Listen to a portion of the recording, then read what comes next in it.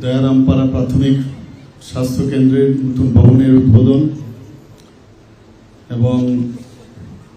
টাকারজলা সামাজিক স্বাস্থ্য কেন্দ্র নতুন ভবনের উদ্বোধন এবং এখানে যে সিনথেটিক যে ফুটবল গ্রাউন্ড তার যে উদ্বোধন আমরা একটু আগে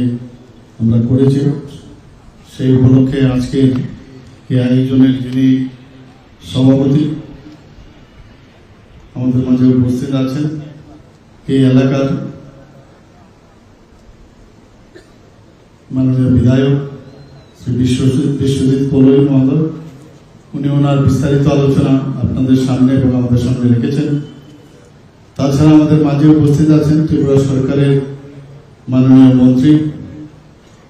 ইউথ অ্যাফেয়ার্স অ্যান্ড স্পোর্টস এবং অন্যান্য দপ্তরের শ্রী টিঙ্কু রায় মহোদয়, উনি ওনার বিস্তারিত আলোচনা এখানে রেখেছেন। আমাদের মাঝে উপস্থিত আছেন এই জেলার মাননীয় সভাধিপতি শ্রীমতী সুপ্রিয়া দাস দত্ত মহোদয়া,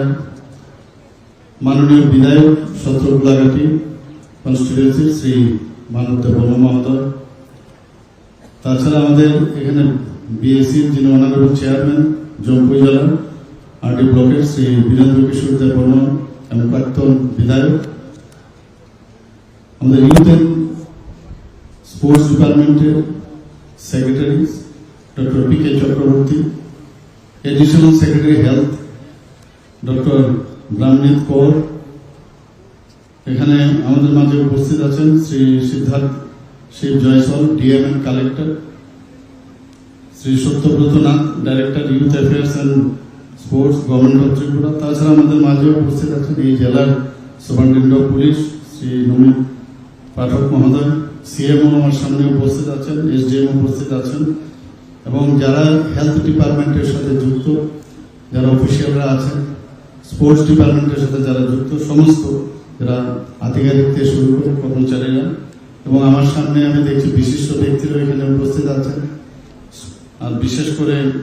যারা এই এলাকার যারা নেতৃবৃন্দরা আছেন এবং এখানে যারা স্টুডেন্টরা আছেন,